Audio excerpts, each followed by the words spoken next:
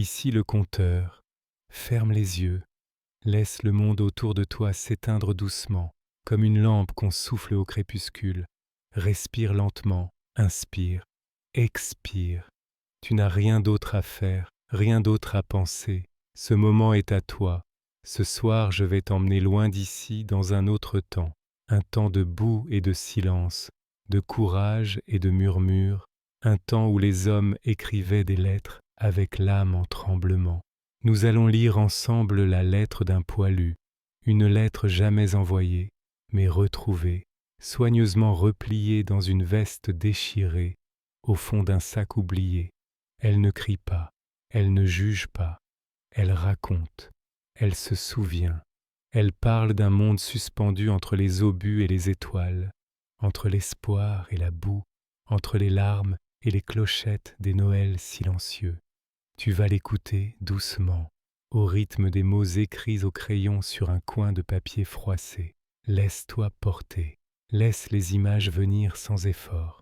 Imagine les sons feutrés, les voix basses, les pas dans la neige, les fusils que l'on oublie un instant. Ce n'est pas un récit de guerre, c'est un souffle de vie dans la tourmente, un dernier lien avec l'arrière, avec l'amour, avec la tendresse. La nuit est douce maintenant, alors allonge-toi, écoute et laisse cette lettre te guider jusqu'au sommeil. Ma chère Émilie, il est 4 heures du matin. Le silence est étrange, presque coupable. Les canons se sont tus depuis quelques heures déjà, mais personne n'ose vraiment croire à ce calme. Même le vent, d'ordinaire si prompt à jouer avec les bâches et les pensées, semble retenir son souffle. Je suis assis contre la paroi de notre abri, les genoux remontés, le carnet sur les cuisses.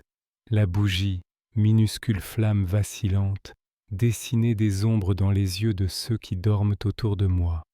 Jules ronfle comme toujours. Il rêve, je crois. Son visage bouge, ses lèvres remuent. Peut-être revoit-il les ruelles de Montauban ou la robe bleue de sa fiancée. Je ne dors plus beaucoup. La fatigue me rend léger, presque flottant. Il y a des nuits où je ne suis plus tout à fait ici. C'est dans ces moments que je pense à toi, à vous, à la chaleur du feu dans la cheminée, à la lumière jaune sur les rideaux, à ton odeur, celle du savon et de la lavande. Le froid est piquant ici. Il s'infiltre partout, même sous les épaisses couvertures que la Croix-Rouge nous a envoyées. Je crois qu'on ne s'habitue jamais au froid. Il n'est pas brutal, non. Il est insidieux, lent, sournois. Il te prend les orteils, puis les doigts, puis le cœur. Pourtant, on ne dit rien. On serre les dents. On garde le silence comme une armure. On se réchauffe parfois en se racontant des souvenirs. Henri parle souvent de ses enfants. Il ferme les yeux et décrit les joues de sa petite comme s'il la modelait dans l'air. On écoute sans parler, juste pour ne pas oublier ce que c'est que d'aimer sans peur. Cette nuit, un rat a couru sur ma botte. Il a détalé aussitôt, mais j'ai senti son poids, léger, presque moqueur. Ces bêtes sont chez elles, ici. Elles n'ont pas peur du bruit ni de la mort. Elles vivent au milieu de nous, comme des ombres. Tu serais fière de moi, Émilie. Je ne me suis pas encore effondrée. J'ai eu peur souvent, oui, mais je suis restée debout. Même quand la pluie est tombée pendant 3 jours sans s'arrêter, même quand la boue nous a avalés jusqu'aux genoux, même quand Louis a été fauché devant moi, sans un cri. J'ai serré les poings, j'ai tenu, je ne sais plus depuis combien de temps je suis ici. Le temps est devenu une chose molle, qui coule et s'étire. Il n'y a plus de jour ni de nuit, juste des attentes.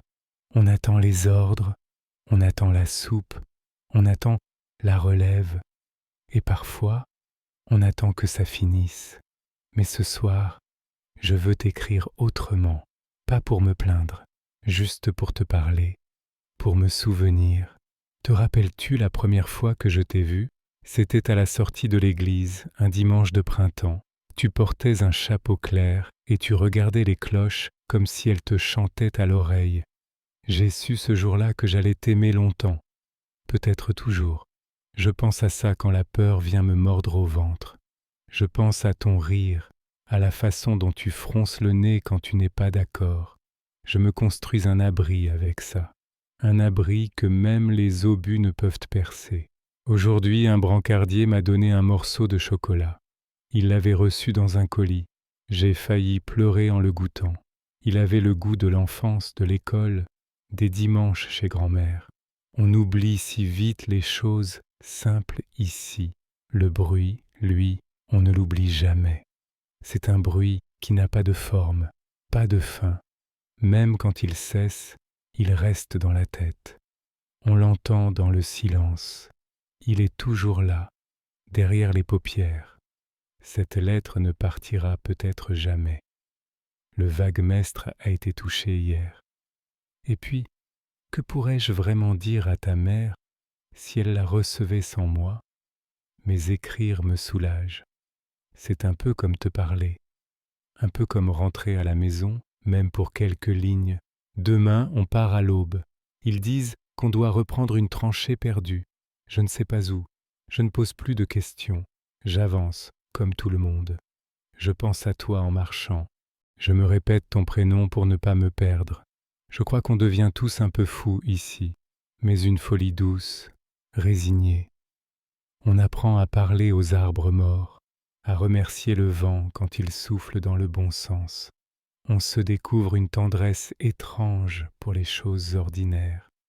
Une chaussette sèche, un mot griffonné, une main sur l'épaule. Il y a quelque chose de très pur ici, malgré tout.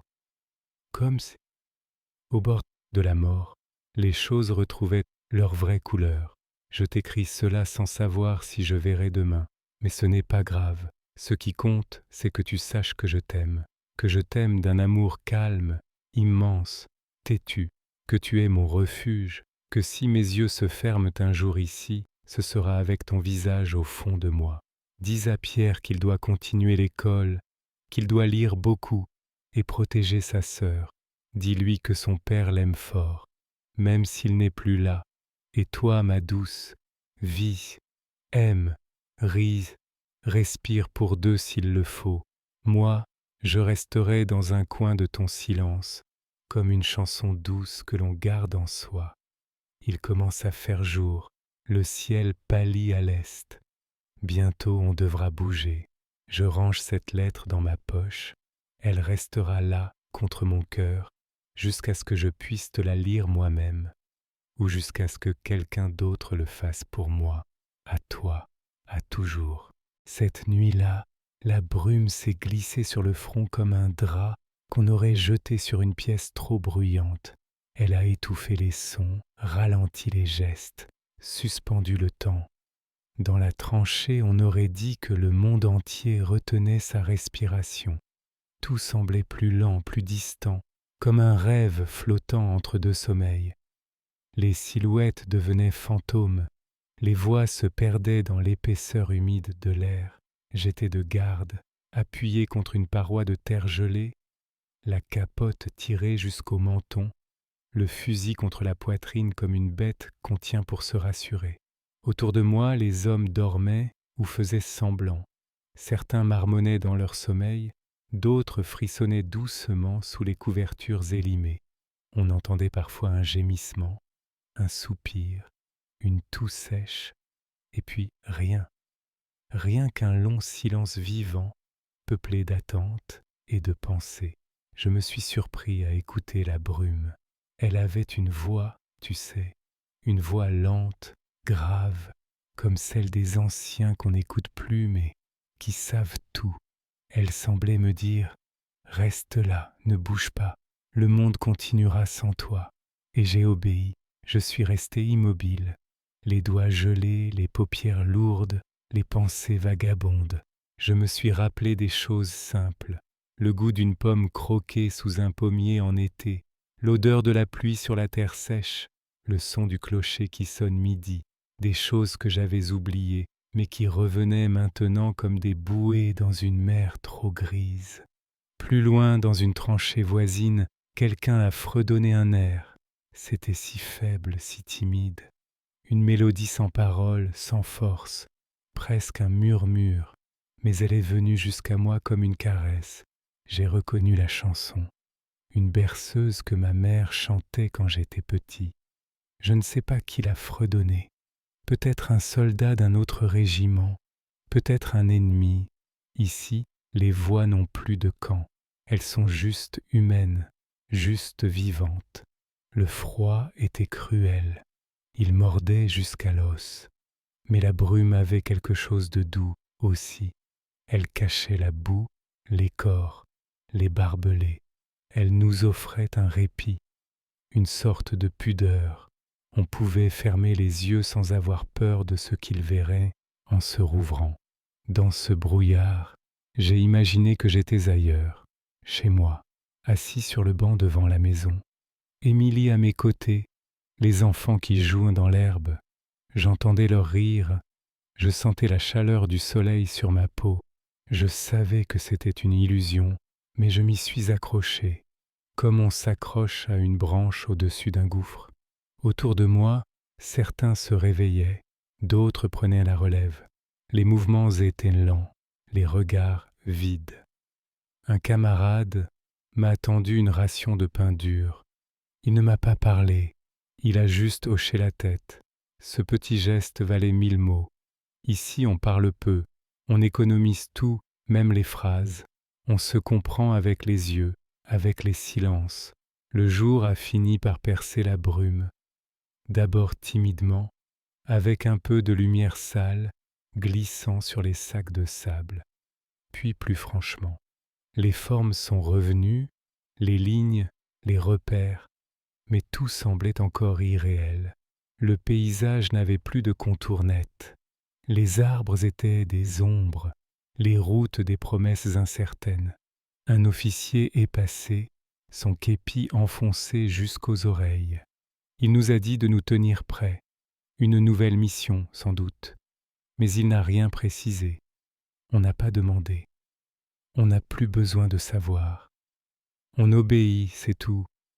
À midi, un courrier est arrivé. Enfin, si on peut appeler ça un courrier.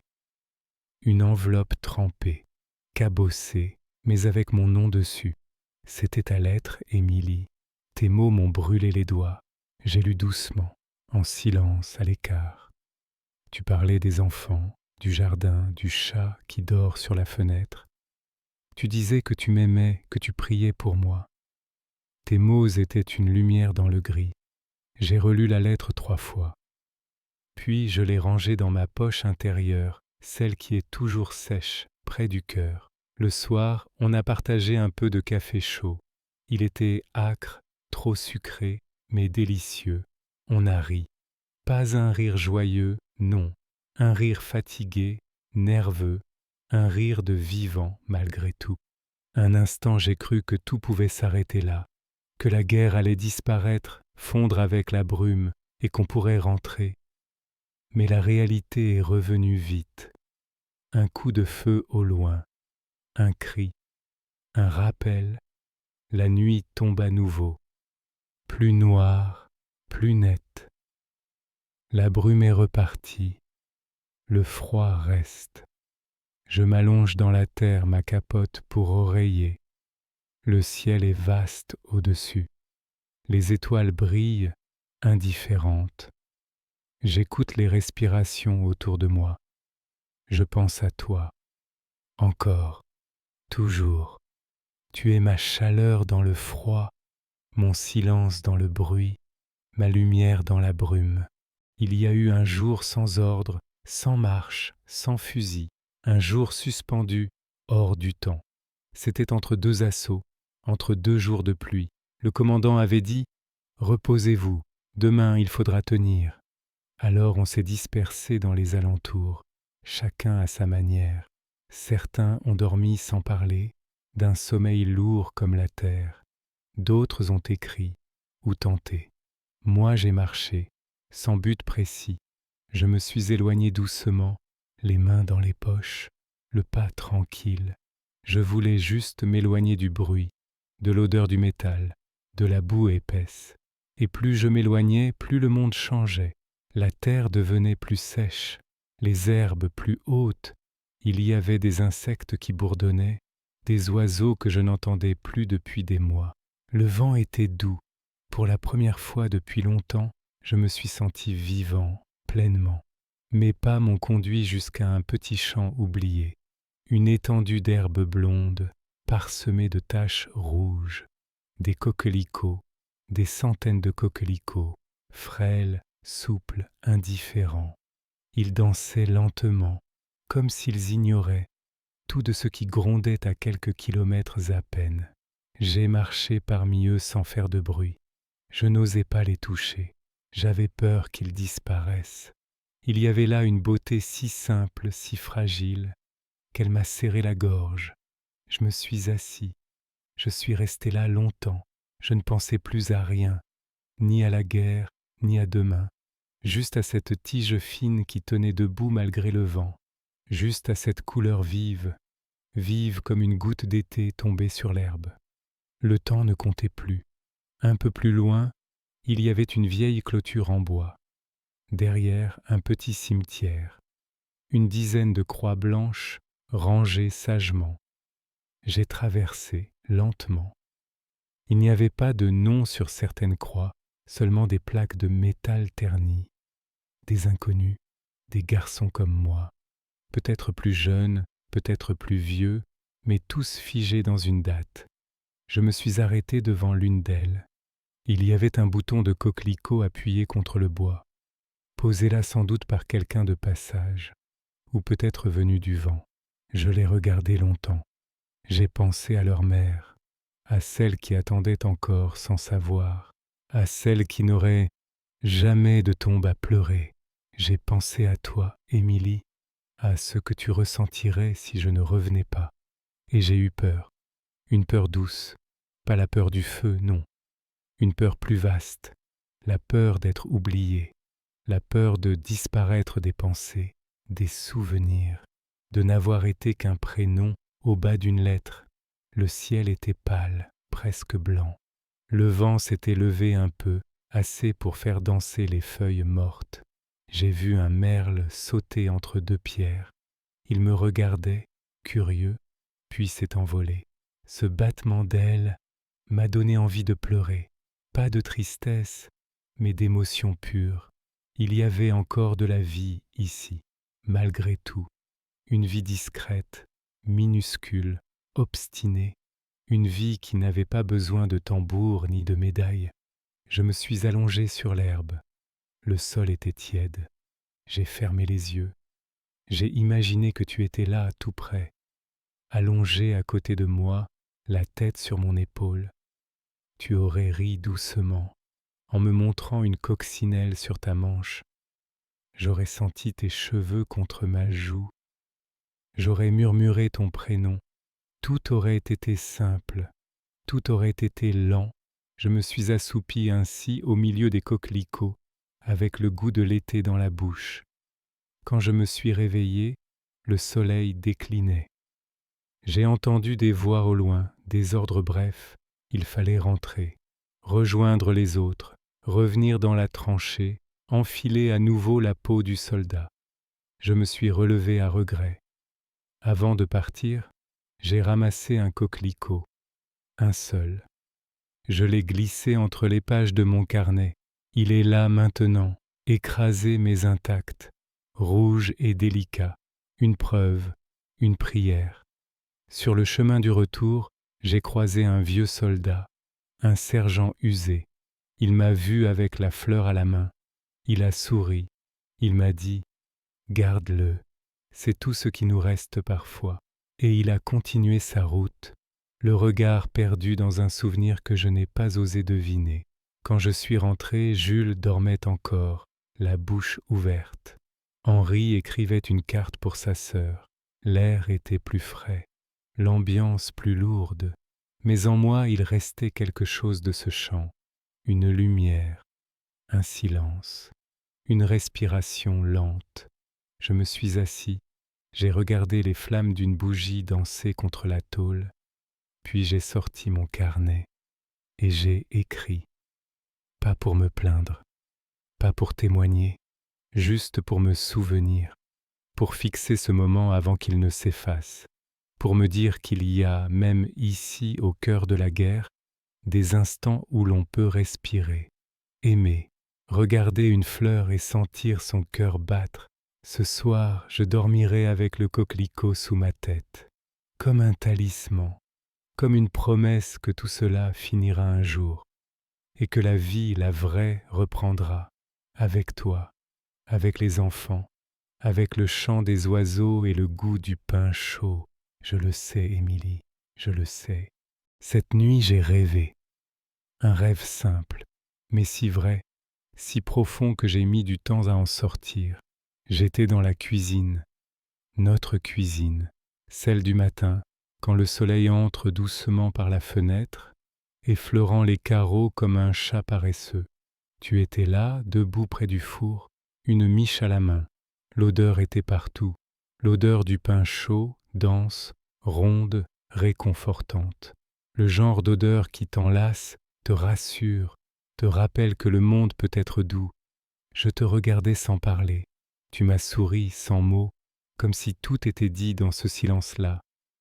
Je me suis approché, j'ai tendu la main, et juste avant de toucher ta joue, j'ai ouvert les yeux. Le froid m'a repris aussitôt, le bois dur sous moi, le souffle rauque des camarades endormis, le grincement d'un fusil qu'on réajuste. Le rêve s'était évanoui, mais l'odeur, elle, restait, comme un fantôme bienveillant. Depuis, je pense au pain, pas seulement comme nourriture, mais comme souvenir. Tu te rappelles, quand on pétrissait ensemble, tous les deux, en silence, dans cette petite pièce? Je mettais trop de farine, tu disais, et moi je te taquinais en dessinant un cœur sur ta joue, avec mes doigts couverts de pâte. Puis on attendait, assis l'un contre l'autre, pendant que ça levait, pendant que ça gonflait comme une promesse. Ces moments étaient si simples, si vrais. Ici, la nourriture n'a pas de goût, c'est juste du carburant, une bouillie tiède, une conserve froide, parfois un biscuit dur comme du bois. On mange parce qu'il faut tenir, pas pour le plaisir, pas pour le partage, pas pour la chaleur. Un jour, un camarade a sorti de sa poche un vieux morceau de pain sec. Il l'a cassé, il m'en a donné un bout. Il a dit « Tiens, ferme les yeux, pense à chez toi ». Et je l'ai fait. J'ai fermé les yeux, et j'ai revu notre table, notre nappe blanche, le couteau à lame tordue que j'utilisais toujours. J'ai revu les enfants, les miettes qu'ils laissaient partout, la façon dont Pierre chipait toujours la croûte, trop vite. Tout ça pour un bout de pain. Ce matin, j'ai relu une vieille lettre, la première que tu m'as envoyée. Tu parlais du jardin, des groseilles que tu espérais voir rougir, du chat qui grimpait sur le toit. Je l'ai lu doucement, en murmurant presque, comme une prière. Chaque mot m'a ramené un peu de chaleur, pas celle du feu, celle du cœur, celle de l'attente, de la patience, de l'amour têtu qui résiste à tout, même aux bombes, même au temps, même à l'absence. Parfois, dans le silence entre deux tirs, j'écoute les sons d'ici, le métal qui claque, les bottes dans la terre, le cri d'un corbeau sec cassé. Mais derrière tout ça, il y a autre chose, un souffle, une sorte de chant discret. Je ne saurais l'expliquer. C'est comme si la terre elle-même murmurait, comme si elle essayait de nous rappeler qu'elle est vivante, qu'elle porte encore des graines, des promesses. J'écoute ça dans le noir et j'imagine tes pas sur le parquet, ton rire dans la cage d'escalier, la voix d'Anna, si claire, si curieuse. Je me compose un monde avec ça, un monde de sons doux, de bruits familiers, de choses vraies. Aujourd'hui, un infirmier est passé. Il avait un foulard autour du cou, rouge vif. Ça tranchait dans le gris. J'ai eu envie de le toucher, de le respirer, comme un fruit mûr tombé dans la boue.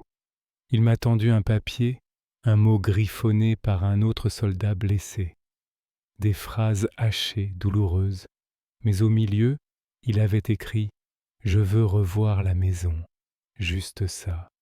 Et j'ai compris, parce que moi aussi je ne veux rien d'autre, ni gloire, ni médaille, juste rentrer, revoir la maison, la vraie, celle qu'on construit à deux chaque jour avec des gestes simples. J'ai écrit aujourd'hui à mon frère, Charles. Je lui ai dit peu de choses, je ne sais pas comment lui parler de ça. Il n'a pas vu, il ne peut pas comprendre. Comment raconter la peur sans la diminuer? Comment dire le froid, la boue, le sang, sans faire fuir ce qu'on aime? Alors j'ai juste parlé du ciel, du matin, d'un merle sur un fil barbelé. J'espère qu'il comprendra. Ce soir, on nous a lu une lettre du général, des mots fiers, des encouragements. Je n'ai pas vraiment écouté. Mon esprit était ailleurs. Il était avec toi, dans la cuisine. Tu pétrissais, l'odeur montait, les enfants couraient autour, le chien aboyait, le monde tournait doucement, sans peur, sans cri. Et moi, je regardais tout ça comme un homme qui revient de loin. Je me suis promis de ne jamais oublier cette scène, de la graver en moi, pour qu'elle me guide, pour qu'elle me protège. Je garde ton écharpe dans mon sac. Elle sent encore un peu la lavande. Parfois, la nuit, je la sors, je la serre dans mes mains. Je n'ai plus besoin de feu, juste de cette odeur-là. Elle me suffit. Demain, on parle de mouvement. Encore une nouvelle position à tenir. Plus au nord peut-être. J'irai, bien sûr, je ferai ce qu'il faut. Mais je garderai en moi l'odeur du pain chaud.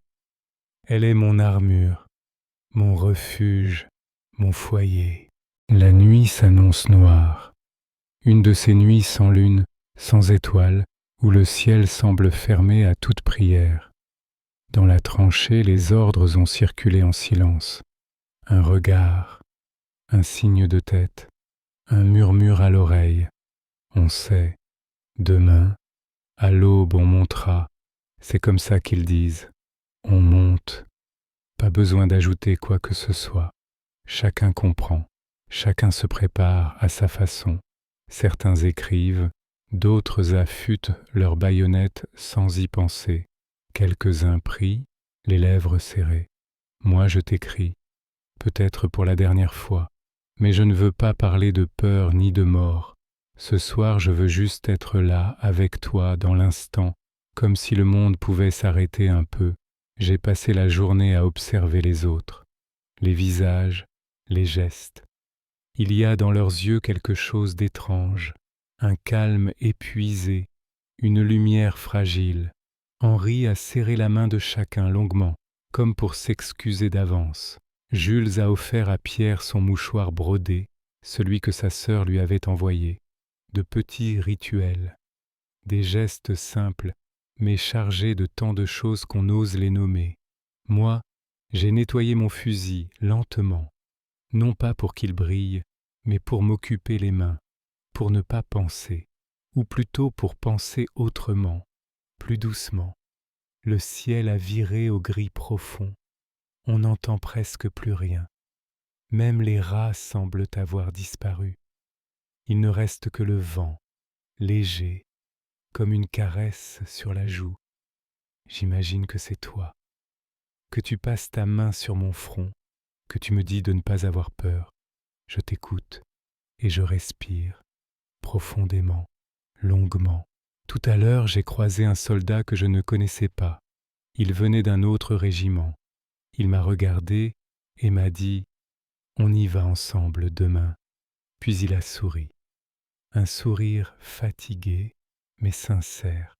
Ce sourire-là m'a réchauffé, comme si dans l'inconnu, dans l'obscurité, il y avait encore de la fraternité, de la lumière.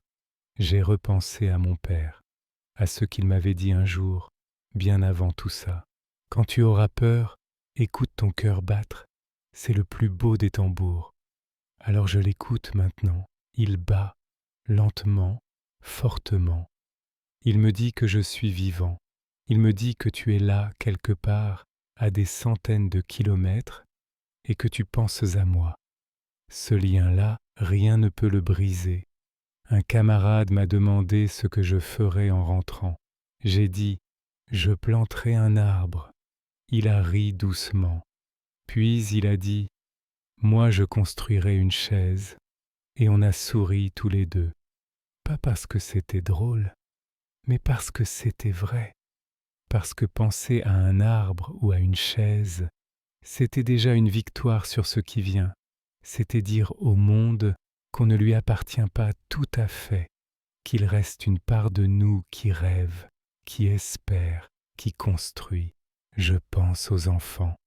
Je me demande s'ils se souviennent encore de ma voix, de ma main dans leurs cheveux, de la façon dont je racontais les histoires le soir, avec ma voix qui traînait exprès pour les faire rire. Je veux croire que oui, que ma voix reste dans un coin d'eux comme une étoile discrète. Je pense à toi, à ton visage quand tu dors, calme, paisible, à tes doigts qui s'enroulent autour des miens, à ta façon de t'asseoir près du feu, les genoux contre la poitrine, un livre à la main.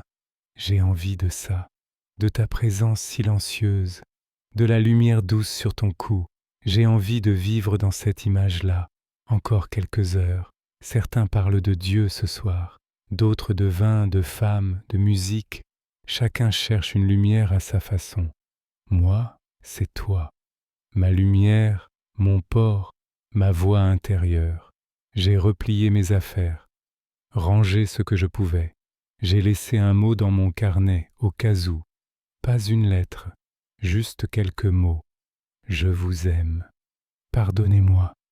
C'est tout ce qu'on peut dire parfois. Le sergent est passé. Il a dit que le départ se ferait à 5 heures, que tout devait être prêt. Il n'a pas crié. Il n'en avait pas besoin. On était déjà prêts, à notre manière. Pas dans les bottes ni les cartouchières, mais dans le cœur. La nuit avance, elle glisse comme une ombre épaisse, le feu est éteint, il ne reste que quelques lueurs de veilleuse. Je m'éloigne un peu, je trouve un coin tranquille, j'écoute, il y a un merle encore, fidèle, têtu, il chante même dans le noir, même ici, il chante. Alors je ferme les yeux, j'imagine ton souffle, je m'y accroche et je te parle. Bas, dans ma tête, je te dis que je suis là, que je pense à toi, que je veux rentrer, que je veux revoir les champs au printemps, les draps blancs qui sèchent au vent, les enfants qui courent, ton rire qui traverse la pièce comme une lumière. S'il m'arrive quelque chose demain, je veux que tu saches ça, que jusqu'au bout, j'ai été avec toi, pas dans mon corps, peut-être, mais dans mes pensées, dans chaque battement, dans chaque pas, le jour viendra bientôt, et avec lui, l'appel. Mais pour l'instant, tout est calme, tout est lent, tout est suspendu. Je suis vivant, je suis à toi, et je t'aime. Et si je reviens, Émilie, pas en héros, pas en statue, pas en drapeau, juste en homme, en mari, en père, en voisin, en silhouette qui rentre à pied par le chemin derrière la grange. Si je reviens un matin, sans prévenir, couvert de poussière et de silence, est-ce que tu me reconnaîtras? Est-ce que tu sauras lire dans mes yeux ce que je ne pourrais pas dire? Parce que je crois que je parlerai peu au début, je crois que les mots resteront coincés quelque part, entre mes côtes, là où les images se sont figées. Mais je t'écouterai pendant des heures, me raconter les saisons, les enfants, les choses simples. Je boirai chaque mot comme on boit de l'eau fraîche après une longue route, et je sourirai, même si mon visage aura changé. Tu verras, j'aurai vieilli, un peu trop vite. J'aurai des lignes nouvelles, des silences dans le regard, mais mes mains seront les mêmes, et je les tendrai vers toi, pas pour demander, juste pour toucher, pour vérifier que tu es bien là, que ce n'est pas un rêve. Si je reviens, on ne parlera pas tout de suite de ce que j'ai vu, pas parce que je ne veux pas, mais parce qu'il faudra du temps, parce que mettre en ordre ce chaos, le transformer en souvenir racontable, c'est long, mais je te le promets, je te dirai, un jour, quand les enfants dormiront, quand le pain sera encore tiède, quand nos mains se croiseront sur la nappe, comme autrefois, je te raconterai, pas tout, juste ce qu'il faut, pour que tu saches, pour que tu comprennes ce que c'est de survivre là-bas et pourquoi chaque battement de cœur, aujourd'hui, est un miracle. Si je reviens, je veux que rien ne change, que la porte grince toujours, que la chaise au coin du feu m'attende, que les pommes dans le verger mûrissent comme avant. Je ne demanderai pas grand-chose, un bol de soupe, une chemise propre, et ta main dans la mienne. Je veux qu'on vive lentement, sans précipitation, qu'on regarde les saisons passer sans vouloir les retenir. Je veux planter un arbre, comme je l'ai promis, un tilleul peut-être, ou un chêne, quelque chose qui dure, qui pousse lentement, et qu'on pourra regarder grandir ensemble, année après année. Et si je reviens, Émilie, je ne parlerai plus jamais du temps qui passe comme d'un ennemi. Je le bénirai, je le compterai ce temps. Chaque matin, chaque soir, chaque silence partagé, je le serrerai contre moi. On vivra chaque geste comme un trésor, l'eau qui bout, les volets qu'on ferme, les draps qu'on secoue. Tout ça prendra une saveur nouvelle, parce que j'aurai connu l'absence, parce que j'aurai goûté au manque. Je ne te dirai plus jamais, j'ai pas le temps, je le prendrai, le temps, pour t'écouter, pour t'aimer, pour regarder Pierre courir après un papillon, pour lire une histoire à Anna, même si elle me coupe tout le temps. Je me laisserai interrompre, volontiers, par un éclat de rire, par une question, par un câlin soudain. Je n'oublierai plus jamais que c'est ça, la vie, et si je reviens, je voudrais qu'on reste simple, qu'on fasse du pain ensemble, qu'on aille marcher, main dans la main, sans direction précise, qu'on prenne le temps de s'ennuyer, de ne rien faire, de regarder la pluie tomber sur les carreaux. Tu sais, ces jours d'automne où le monde semble flou, doux, sans urgence, ce seront mes préférés. Si je reviens, je veux pouvoir pleurer, parfois, pas pour me plaindre, juste pour laisser sortir ce qui déborde. Et je veux que tu sois là, que tu poses ta main sur mon bras, que tu ne poses pas de questions, juste ta présence, ta chaleur, ton silence plein de sens. Tu as toujours su écouter sans mots. C'est pour ça que je t'écris, parce que je sais que tu entends ce que je ne dis pas. Et si je ne reviens pas, alors garde cette lettre. Garde-la comme une présence, un souffle, un murmure dans le soir. Lis-la parfois, si le vent souffle trop fort, si le ciel te semble vide.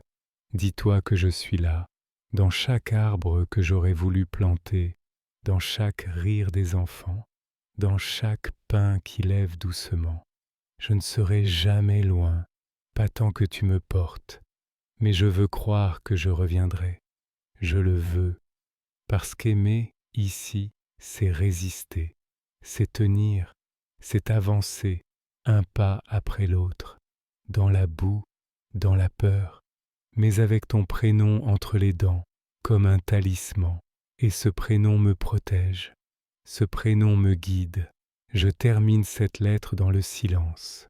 Le jour se lève, une brume légère flotte encore. On va bientôt partir. Les hommes s'alignent lentement. Les voix sont basses, les gestes calmes. On dirait une prière collective, une attente sacrée. Je range cette lettre dans mon carnet, contre le coquelicot séché, contre l'écharpe, contre ton souvenir. Et je pars, pas comme un héros, juste comme un homme qui aime, un homme qui espère. Et si je reviens, ouvre la porte doucement, je n'aurai pas besoin de mots, juste de toi. Si cette histoire vous a plu, pensez à liker, à vous abonner et à activer la cloche pour ne pas rater les prochaines. C'était le conteur. À bientôt pour de nouvelles histoires.